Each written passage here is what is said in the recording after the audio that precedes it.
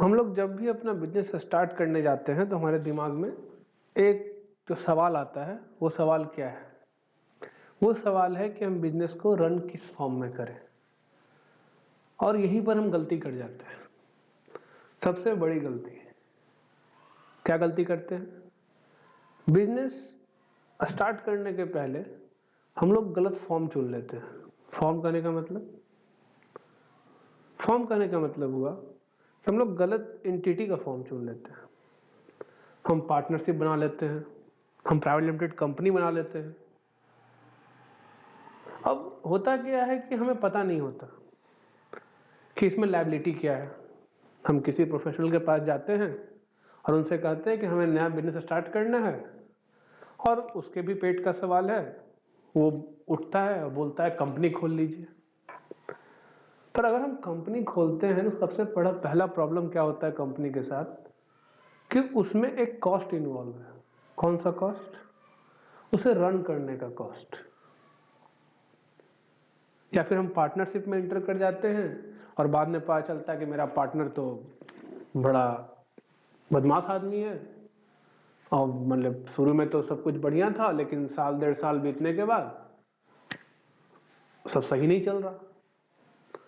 तो ये प्रॉब्लम आती क्यों है? ये प्रॉब्लम इसी कारण से आती है, जब हम बिजनेस स्टार्ट करने जाते हैं तो हम समझ नहीं पाते कि किस फॉर्म में अपने बिजनेस को स्टार्ट किया जाए और कब किस फॉर्म में इंटर किया जाए। अब ऑब्वियस सा बात है, इसमें गलती प्रोफेशनल की नहीं है, उनके भी पेट का सवाल है। आप जाइएगा, चाहे कोई भी हो, मतलब प्रोफेशनल जरूरी नहीं है कि सिर्फ सीए हो, प्रोफेशनल कोई भी हो सकता है, मिस्टर ABCD कोई भी प्रोफेशनल हो सकता है। तो आप उनके पास जाइएगा तो उनका प्राइमा फेसी फर्स्ट चीज होता है कि कंपनी खोल लीजिए। अब कंपनी का कंप्लायंस होता नहीं है, कंपनी साल 2 साल बिना रिटर्न फाइलिंग के चलती है, हैवी पेनल्टी हैवी इंटरेस्ट। या तो फिर स्ट्राइक ऑफ में जाइए, या तो फिर पेनल्टी भर के कंपनी को रन कीजिए। तो इन प्रॉब्लम से बचने के लिए ये वीडियो बनाया गया है कि आप जब बिजनेस स्टार्ट करने जाएं और आपको ये कन्फ्यूज़न हो कि किस फॉर्म में स्टार्ट किया जाए अपने बिजनेस को, किस फॉर्म में अपने बिजनेस को रन किया जाए, वो आज हम समझेंगे। हमारे पास सबसे पहला फॉर्म जो है वो प्रोप्राइटरशिप, दूसरा है HUF, तीसरा है पार्टनरशिप, चौथा है LLP, पांचवा है 1% कंपनी, और छठा है प्राइवेट लिमिटेड कंपनी। अब इन छयों में इन बाकी पांचों का जो है प्रोप्राइटरशिप को छोड़ करके ये लोग अपने अपने काम के लिए खुद लायबल होते हैं फर्स्ट में। ठीक है, ऐसा नहीं कि आप लायबल नहीं इनके काम के लिए, आप भी लायबल हैं इनके काम के लिए। लेकिन अगर पहला नोटिस किसी को भेजा जाए इनके किसी भी कार्य के लिए, तो पहले इनके नाम पे भेजा जाएगा, इसके बाद आपके नाम पे भेजा जाएगा, अगर सरकार को लगता है कि आपकी भी गलती है। ठीक है। अब जो प्रोप्राइटरशिप है उसका क्या है कि उसका अपना पैन है। अब वो आदमी जो भी इनकम हो, जो भी एक्सपेंस हो, वो उसके अपने पैन से ही बुक होता है, तो वो सारी चीजों के लिए खुद लायबल होता है। तो प्रोप्राइटरशिप का क्या फायदा है, क्या नुकसान है, मिनिमम क्या रिक्वायरमेंट है कि आप प्रोप्राइटरशिप में अगर रहते हैं तो आपको क्या क्या रजिस्ट्रेशन रखना चाहिए अपने पास, ये समझेंगे। HUF में भी क्या क्या रिक्वायरमेंट है एक HUF को रन करने के लिए, मतलब एक लीगल एंटिटी समझने के लिए कि हाँ HUF डिफरेंट है आपसे, HUF सेम पर्सन नहीं है। वैसे ही पार्टनरशिप, LLP, 1% और प्राइवेट लिमिटेड कंपनी के बारे में भी हम लोग समझेंगे, और ये जानेंगे आज कि हम लोग किस बिजनेस में, मैंने किस फॉर्म में बिजनेस को स्टार्ट करें और कब किस फॉर्म में इंटर करें, या फिर इनिशियल स्टेज में भी हम किस फॉर्म में इंटर कर सकते हैं। जहां तक बात है पहले वाले केस की, जो मैंने कहा प्रोप्राइटरशिप, इस वाले केस में क्या है कि जब आप स्मॉल बिजनेसमैन हैं, ज़्यादा टर्नओवर नहीं है, ठीक है, टर्नओवर ज़्यादा नहीं हो, कमाई ज़्यादा नहीं है, हो तो टर्नओवर ज़्यादा हो, टर्नओवर करोड़ों का हो, लेकिन मार्जिन हो सकता है कि 6%, 7% या 8% हो आपके बिजनेस का, तो 8 लाख 7 लाख रुपया। अब 8 लाख 7 लाख रुपया में सारे कंप्लायंस कर पाना प्रोप्राइटरशिप में ही पॉसिबल है, क्योंकि यहाँ कंप्लायंस कम है। यहाँ कंप्लायंस क्या है, सिर्फ आपको ITR भरना है साल में एक बार, अगर GST ले रखा तो GST भरना है, सही तरीके से, और अगर लायबल है टीडीएस काटने के लिए, टीसीएस कलेक्ट करने के लिए, तो वो काम करने हैं। तो यहाँ पे आप पर कंप्लायंस कम है, आप फ्री माइंड से बिजनेस कर सकते हैं, ज़्यादा कोई झंझट नहीं है।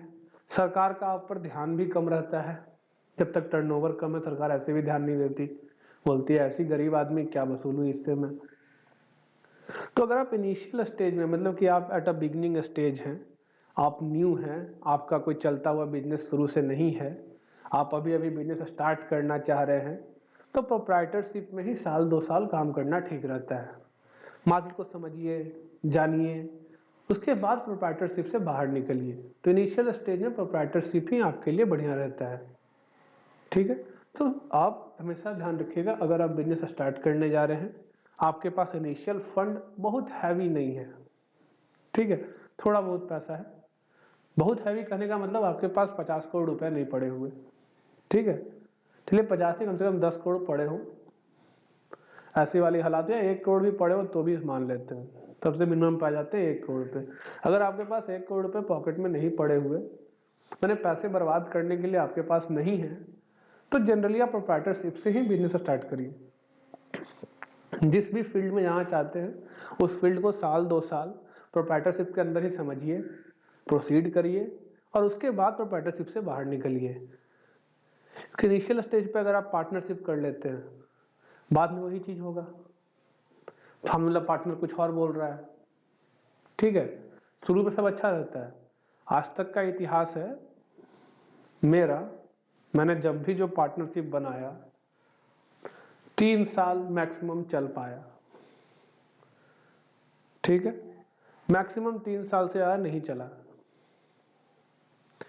3 साल जो चला उसमें भी लास्ट में केस वगैरह चल रहा है अभी, तो पार्टनरशिप का ये प्रॉब्लम होता है। तो जब आप इनिशियल स्टेज में आए तो किसी इंसान पे मीठी मीठी बातों में भरोसा करके पार्टनरशिप में इंटर नहीं करने का, इनिशियल स्टेज में प्रोप्राइटरशिप में ही बिजनेस रन करने का, जब तक आपको मार्केट समझ में ना आ जाए। जब मार्केट समझ में आ जाए, थोड़ा इनकम ज़्यादा हो जाए, तब क्या करें, सवाल ये आता है। तो पहले प्रोप्राइटरशिप में मिनिमम क्या रजिस्ट्रेशन आप रखिए, ताकि आपके प्रोप्राइटरशिप को वैलिड प्रूफ मिल सके, मैंने वैलिड मैंने उसका अस्तित्व मिल सके उसे, कि हाँ ये प्रोप्राइटरशिप है। उसके लिए आपके पास सबसे पहला रजिस्ट्रेशन है उद्यम रजिस्ट्रेशन। काफ़ी इजी प्रोसेस है, चाहे तो खुद भी कर सकते हैं, चाहे तो किसी से करवा भी सकते हैं, लो कॉस्ट रजिस्ट्रेशन है, ज़्यादा पैसा कोई नहीं लेता करने का इसका। दूसरा है शॉप एंड एस्टेब्लिशमेंट रजिस्ट्रेशन, ये हर स्टेट का स्टेट गवर्नमेंट करता है, ये ले सकते हैं। यहाँ पे आप अपना नाम भी, ऐसा नहीं प्रोप्राइटरशिप में लोग सोचते हैं कि इंडिविजुअल के पैन से, तो मेरा नाम मिस्टर रमेश है तो मिस्टर रमेश के नाम से, तो उसी के लिए तो उद्यम है, शॉप एंड एस्टेब्लिशमेंट है। यहाँ आप जो नाम चाहते हैं अपने बिजनेस का रखना, वो नाम रख के बिजनेस कर सकते हैं। उद्यम रजिस्ट्रेशन में अगर अपना नाम रखना चाहते हैं आपकी अशोका एंटरप्राइजेस, तो आप अशोका एंटरप्राइजेस रख सकते हैं। शॉप एंड एस्टेब्लिशमेंट में अशोका एंटरप्राइजेस लिख के नाम आप रजिस्ट्रेशन ले सकते हैं। उसके बाद जीएसटी रजिस्ट्रेशन, अगर रिक्वायर्ड है तभी लीजिए, अगर कंपलसरी है तभी लीजिए, अन्यथा इनिशियल स्टेज पे जीएसटी रजिस्ट्रेशन लेना बहुत ही गलत हो जाता है।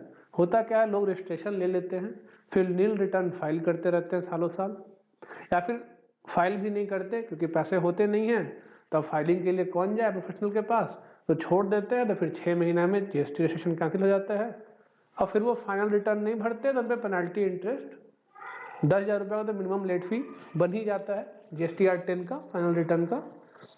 तो जीएसटी रजिस्ट्रेशन अगर लिया हो तो फाइलिंग होते रहना चाहिए, भले ही नील रिटर्न हो, फाइलिंग जरूरी है। चौथा चीज टैन, आपको टैन चाहिए होगा।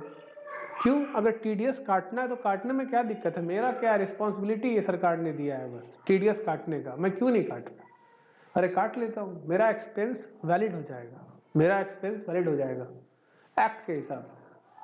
अब ये तो हमारा नसीब अच्छा है कि हमारी सरकारें नोटिस भेजती नहीं है लोगों को कि आपने 1 करोड़ के या 10 करोड़ के सेल पे 5 लाख का प्रॉफिट दिखाया है टैक्स ऑडिट करवा करके, तो ये 5 लाख का प्रॉफिट दिखाया है, तो जो 9 करोड़ 50 लाख का एक्सपेंस बुक किया है, ये 9 करोड़ 50 लाख का एक्सपेंस में टीडीएस क्यों नहीं काटा है।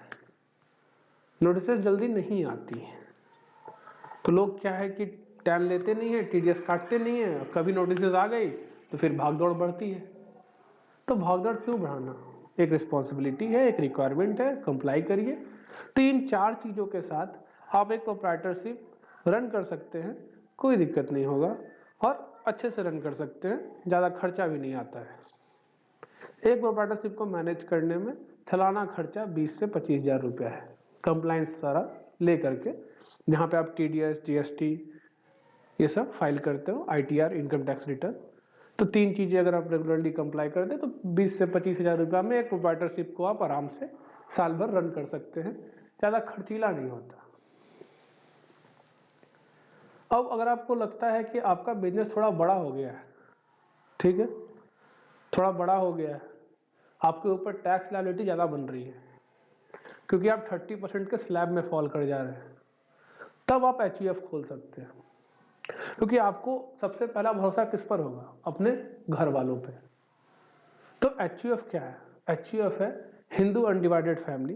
ये सिर्फ हिंदू के लिए ही है और किसी धर्म के लिए इंडिया में नहीं है। हिंदू अनडिवाइडेड फैमिली जो होता है उसमें आप चाहें तो एचयूएफ क्रिएट कर सकते हैं। एचयूएफ क्रिएट करने के लिए कुछ नहीं करना है, सिर्फ एक डीड बनाना है। उस डीड पे सिंपली एफिडेविट करा करके पैन के लिए अप्लाई कर देना है। जैसे ही पैन आ जाएगा, एचयूएफ एक सेपरेट एंटिटी इनकम टैक्स के लिए हो जाएगा। जैसे वो एक सेपरेट एंटिटी बन जाएगा, आप उसके थ्रू अपना बिजनेस का कुछ इनकम डाइवर्ट कर सकते हैं। किस लिए? ताकि आप 30% स्लैब से नीचे आ सके। तो एचयूएफ कब काम देता है? तो एचयूएफ तभी काम देता है जब आप 30% के स्लैब को पार कर गए हैं और आप चाहते हैं कि 30% के स्लैब से बाहर आ जाओ, तो हम एचयूएफ क्रिएट करते हैं। तो एचयूएफ का फायदा क्या है, समझ में आ गया? अगर आप 30% के स्लैब में फॉल कर गए हैं और आप चाहते हैं कि मैं वापस 30% के स्लैब से बाहर निकल जाऊं, तो हम एचयूएफ क्रिएट करके कुछ इनकम को उससे डाइवर्ट करते हैं। एचयूएफ को रन करने के लिए ज़्यादा कुछ नहीं चाहिए आपको, यहाँ भी सेम रिक्वायरमेंट है। बस एक एक्स्ट्रा रिक्वायरमेंट आपको होगा कि अपना डीड रजिस्टर कराइए, या नहीं भी रजिस्टर कराइए तो बस एफिडेविट करवाइए और एचयूएफ के पैन के लिए अप्लाई कर दीजिए। जैसे ही आप उसके पैन के लिए अप्लाई कर देंगे, वो एक सेपरेट एंटिटी हो जाएगा इनकम टैक्स के लिए, और इनकम टैक्स उसे सेपरेट ट्रीट करेगा। वहाँ से आप अपना कुछ इनकम को उससे ट्रांसफ़र कर सकते हैं, मतलब उसका इनकम बन जाएगा, उसका रिक्वायरमेंट हो जाएगा, उसकी सारी रिस्पॉन्सिबिलिटी हो जाएगी। यहाँ भी सेम चीज़ है, उद्यम ले सकते हैं, शॉप एंड एस्टेब्लिशमेंट रजिस्ट्रेशन ले सकते हैं, जीएसटी ले सकते हैं अगर रिक्वायर्ड है तो, और टैन के लिए अप्लाई करके टीडीएस काटिए, टीसीएस सेलेक्ट करिए। कारण सिंपल है, आपको अपना एक्सपेंस वैलिड करना है। समझ गए? अब जब एचयूएफ से आप बाहर आइएगा, तब आता है पार्टनरशिप। अब पार्टनरशिप क्यों हुआ?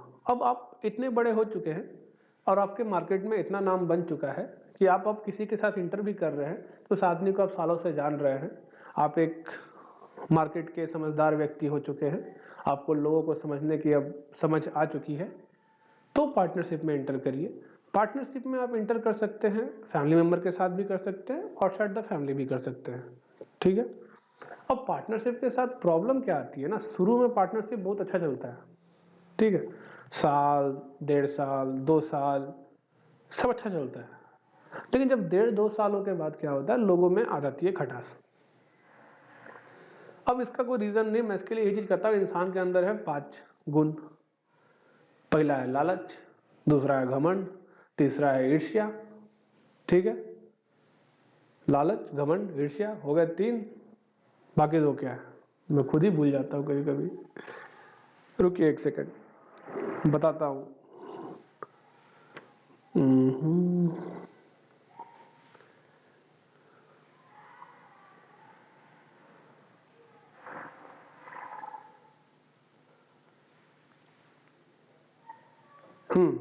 लालच, ईर्ष्या, घमंड, स्वार्थ और गुस्सा, ठीक है, क्रोध, ये 5 गुण है इंसान के। और मैं हमेशा कहता हूँ अगर इनमें से कुछ भी मिसिंग है तो आप इंसान नहीं, जानवर हो, ठीक है। भगवान तो नहीं बन सकते, जानवर ही बन जाओगे, जानवर में इनमें से कुछ चीज़ मिसिंग होती है। तो इंसान के 5 गुण है, किसी में कुछ प्रबल होता है, किसी में कुछ कम होता है, ठीक है। तो ये जो 5 चीजें हैं ये इंसान को कभी भी एक दूसरे के साथ रहने नहीं दे सकती। अब हो सकता है एक पार्टनर और दूसरा पार्टनर घमंडी है, या एक बोले दूसरा पार्टनर लालची है, जो भी प्रॉब्लम हो, इन 5 गुणों के कारण पार्टनरशिप नहीं चलता है। सच्चाई तो ये है, यही 5 मेन प्रॉब्लम होती है एक पार्टनरशिप के अंदर। जब बिजनेस थोड़ा बड़ा होता है तो उसको लगता है कि मैं इसे निकाल दूं तो सारा प्रॉफिट मेरा, या लॉसेस होते हैं तो एक पार्टनर चाहता है कि मैं भाग जाऊं, तो मैं भाग रहा हूं तो कम से कम इससे कुछ लूट के भाग जाऊं। तो पार्टनरशिप फर्म चल नहीं पाती ज़्यादा दिन तक। ये तभी चल पाती है जब पार्टनरशिप फैमिली मेंबर के बीच में रहता है। तो इनिशियल स्टेज में कभी भी पार्टनरशिप क्रिएट नहीं करना। इनिशियल स्टेज में क्रिएट करना और प्राइवेट लिमिटेड कंपनी बना लेना वो ज़्यादा बढ़िया है। प्राइवेट लिमिटेड कंपनी खोल लेना ज़्यादा बढ़िया है पार्टनरशिप से इनिशियल स्टेज में। हाँ, कुछ दिन हो चुका है, समय बीत चुका है, मार्केट में पकड़ है, तब पार्टनरशिप इंटर करो। अन्यथा पार्टनरशिप कभी इंटर मत करना। जब तक फैमिली मेंबर हो तब इंटर करो, फैमिली मेंबर नहीं है तो इंटर मत करो पार्टनरशिप। क्योंकि लिख के ले लो, कहो तो मैं लिख के भी दे दूं ये चीज़ें कि आपको पार्टनरशिप के अंदर प्रॉब्लम तो होनी ही होनी है। बहुत कम ही पार्टनरशिप है जो सही तरीके से रन कर पाती है लॉन्ग टर्म तक। उसके बाद पार्टनरशिप का रिक्वायरमेंट, रिस्पॉन्सिबिलिटी क्या है, तो responsibility same as it is, जितना इंडिविजुअल के ऊपर उतना ही पार्टनरशिप के ऊपर है, कोई खास फर्क नहीं है। वही सेम आपको उद्यम ले लेना है, शॉप एंड एस्टेब्लिशमेंट का स्टेशन ले लेना है, और टैन ले लेना है, टैन के लिए अप्लाई करना है, डीड रजिस्टर करना है अपना, पार्टनरशिप का काम खत्म। अब पार्टनरशिप में आओगे, देखो सेम चीज़ है, ज़्यादा कोई फर्क नहीं है। ड्राफ्ट करो डीड, हो सकता है रजिस्टर्ड डीड लो, हो सकता है सिर्फ एफिडेविट करवाओ, कोई दिक्कत नहीं है, आगे बताऊंगा उसके बारे में। पैन के लिए अप्लाई करो, पैन आ गया, सेपरेट एंटिटी हो गया इनकम टैक्स के लिए। उद्यम ले लो, शॉप एंड एस्टेब्लिशमेंट करवा लो, जीएसटी रजिस्ट्रेशन ले लो, और फिर टैन के लिए अप्लाई कर लो। टैन जरूरी है, टीडीएस काटना है तुम्हें। रिक्वायरमेंट क्या है, कम से कम 2 आदमी चाहिए पार्टनरशिप के लिए। हो सकता है तुम्हारा रिलेटिव हो ना हो, कोई फर्क नहीं पड़ रहा, 2 आदमी रिक्वायरमेंट होता है। पार्टनरशिप एक्ट 1932 के अंदर पार्टनरशिप गवर्न होता है। और 2 तरीका है पार्टनरशिप को रजिस्टर करने का, एक है सस्ता तरीका, एक है महंगा तरीका। अब सस्ते तरीके में क्या है कि 1000 रुपए के स्टैंप पे पार्टनरशिप डीड प्रिंट करवाओ, साइन करो, नोटरी करवाओ, मैंने एफिडेविट करवाओ, पैन के लिए अप्लाई कर दो, पैन आ गया, हो गया काम खत्म। क्योंकि पार्टनरशिप एक्ट 1932 कहता है कि आपको डीड रजिस्ट्रार ऑफ फर्म के पास रजिस्ट्री कराने का कोई जरूरत नहीं, समझ गए। लेकिन अब जो महंगा तरीका उसमें आगे सस्ता तरीका, मात्र 1000 रुपये में, 1000 रुपया इसमें लगा, 108 रुपया पैन में लगा, 1108 रुपया में तुम्हारा काम खत्म पार्टनरशिप में, नॉर्मल वाले में। अब जो महंगा तरीका है उसमें क्या है, उसमें तुम्हें सबसे पहले डीड को रजिस्ट्री ऑफिस में रजिस्टर कराना होगा। अब यहाँ खर्च हो जाएंगे तुम्हारे 15 से 20 हजार रुपये। उसके बाद इस डीड को लेके जाना पड़ेगा, कॉपी को, रजिस्ट्रार ऑफ फर्म के पास। रजिस्ट्रार ऑफ फर्म इसे अपने रजिस्ट्री में रोट डाउन करेगा और तुम्हें देगा सर्टिफिकेट।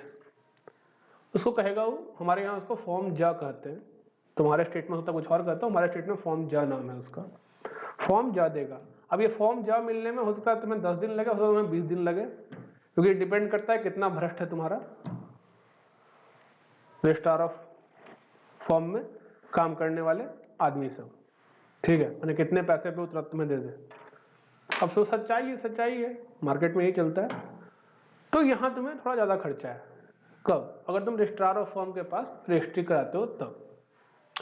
पर इसमें फ़ायदा क्या है? इसमें फ़ायदा ये है कि तुम्हारा पार्टनर अगर तुम्हें धोखा देना चाहे, भागना चाहे, तो एक रजिस्टर्ड डीड अगर है तो वो कोर्ट में मान्य होगा। 1000 रुपये वाला स्टैम्प वाला डीड कोर्ट में एज इट इज़ ज़्यादा मान्य नहीं होता है। तो इसलिए अगर ये है रजिस्टर्ड डीड है 10,000 वाला, तो उस केस में तुम कोर्ट में प्रेजेंट हो सकते हो, और रजिस्ट्रार ऑफ फर्म के पास भी मेंटेन है तो रिकॉर्ड भी मेंटेन है तुम्हारे फर्म का, कोई धोखा नहीं देगा, धोखा देगा तो तुम्हारे पास पूरा का पूरा राइट है। तो ये 2 तरीका है पार्टनरशिप को रजिस्टर करने का, समझ गए। तो पार्टनरशिप में कब आने का? जब मार्केट में थोड़ा पुराने हो गए। अब आते हैं एलएलपी। अब ये जो एलएलपी आया, ये बेसिकली पार्टनरशिप में क्या प्रॉब्लम था ना कि लायबिलिटी तुम्हारे ऊपर थी।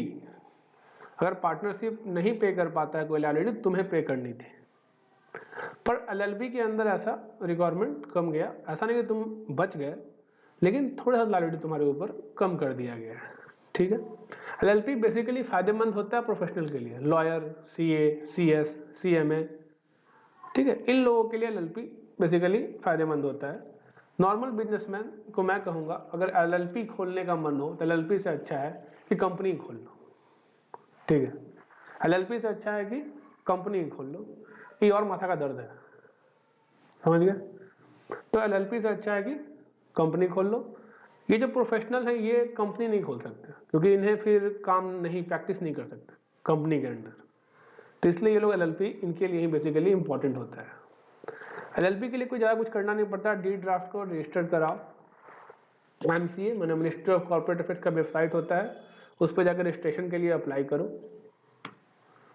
उद्यम रजिस्ट्रेशन लो, शॉप एस्टेब्लिशमेंट लो, रजिस्ट्रेशन लेना लो मत लो, कोई सेपरेट रिक्वायरमेंट नहीं है कि तुम्हें इसमें पैन के लिए अप्लाई करना पड़ेगा या टैन के लिए अप्लाई करना पड़ेगा।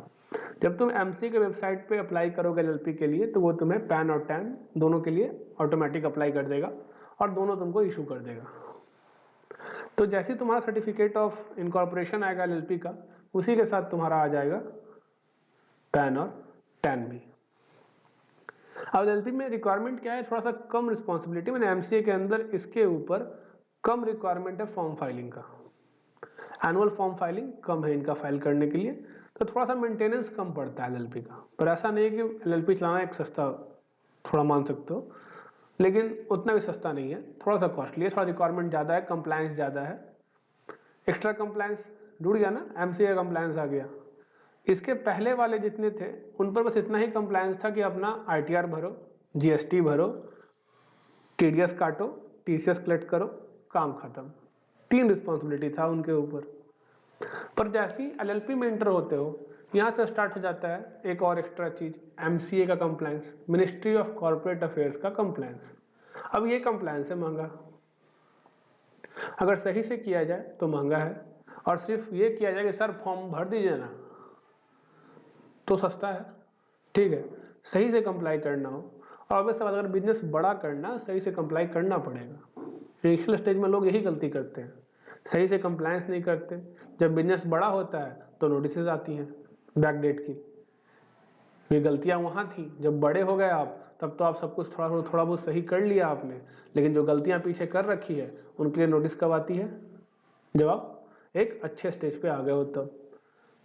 तो कंप्लायंस रिक्वायरमेंट ज़्यादा है एलएलपी का। तो एलएलपी एज इट इज़, अगर कोई नॉर्मल बिजनेसमैन है तो मैं उसे मना करता हूँ, एलएलपी मत खोलो।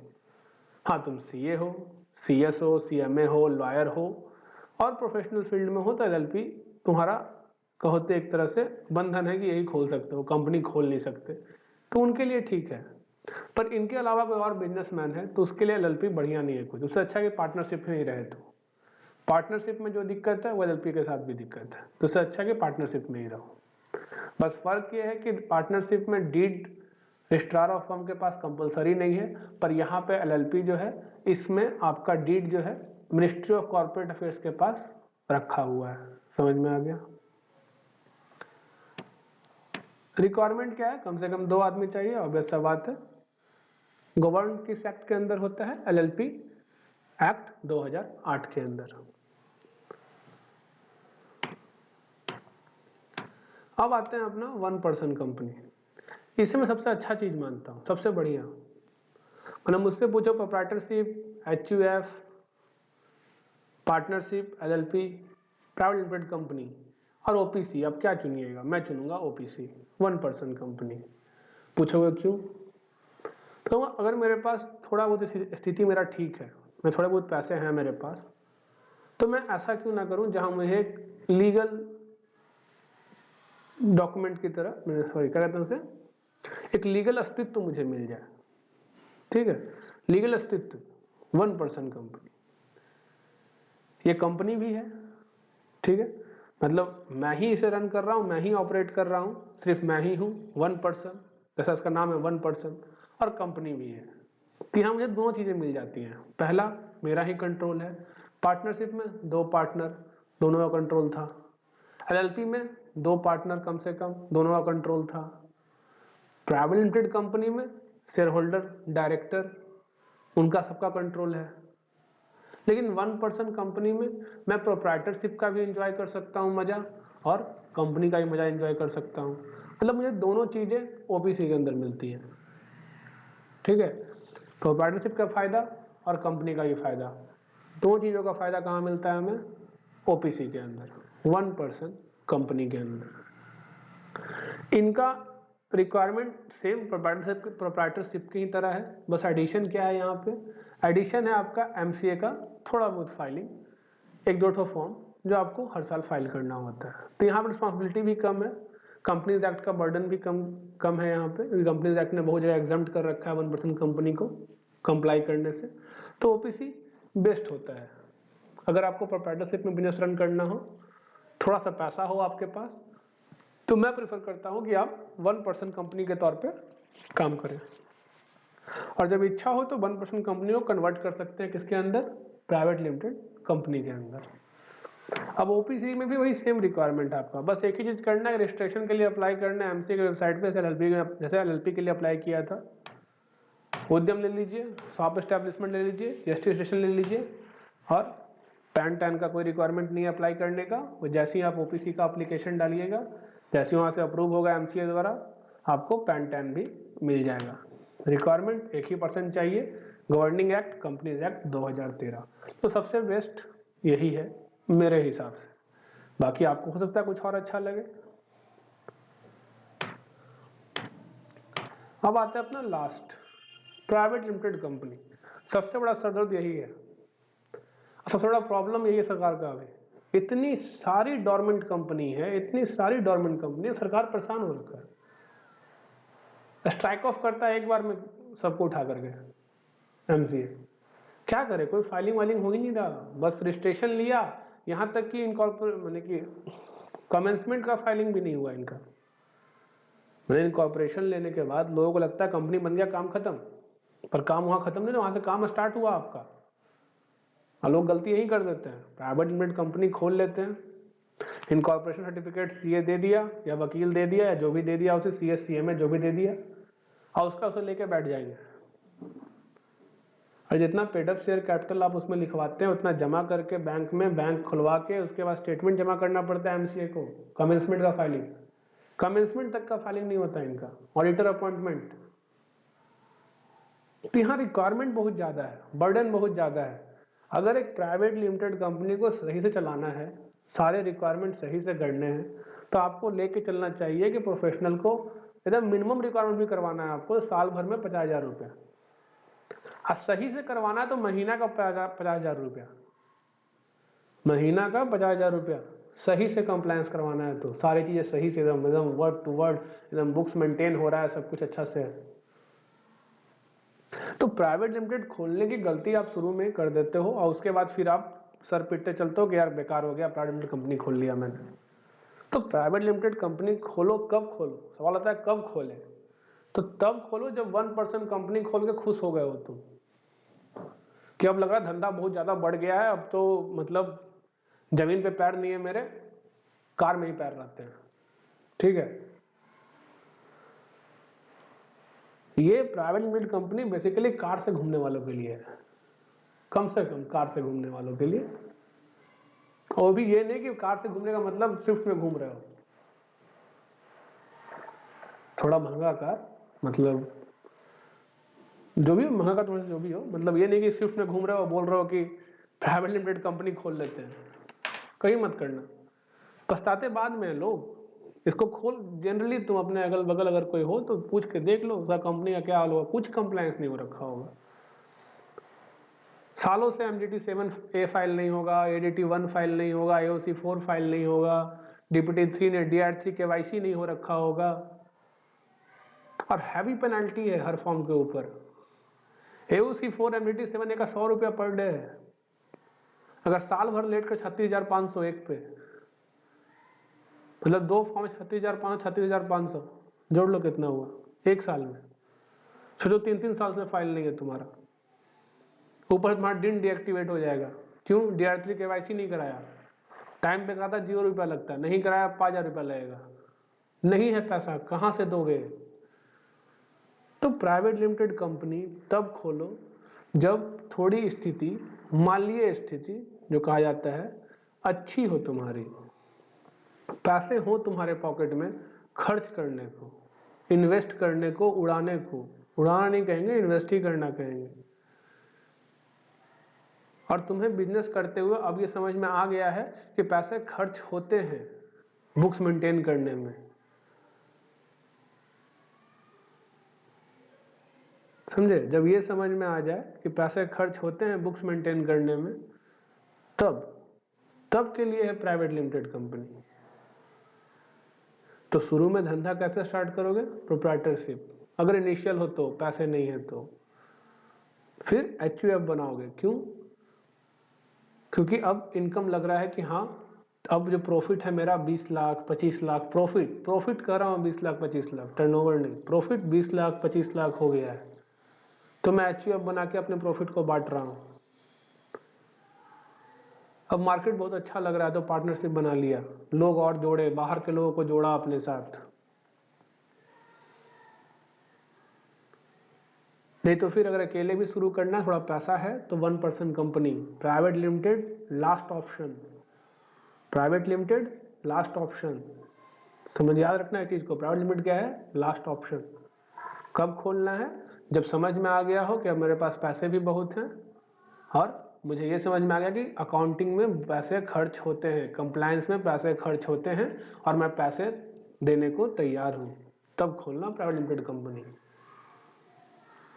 तो किसी के पास भी जाओगे खोल दे, क्योंकि खोलने में प्रोप्राइटरशिप में 1 रुपया नहीं फायदा मेरा, HUF में 1 रुपया नहीं कमाई मेरा। प्राइवेट लिमिटेड कंपनी खोलूंगा, क्लाइंट 20,000 रुपया देगा, 15,000 रुपया देगा, और उसके बाद चलो एनुअल कंप्लायंस ही बस कर दिया जाएगा, नील रिटर्न, नील फाइलिंग ही कर दिया जाएगा, फिर भी 20-25,000 रुपया देगा। मेरा फायदा, मैं खुश रहूंगा, तुम दुखी रहोगे। क्या वो भी देने के लिए पैसे नहीं होंगे तो कंप्लायंस नहीं कराओगे, कंप्लायंस नहीं कराओगे फिर लेट फी पे लेट फी, लेट फी पे लेट फी।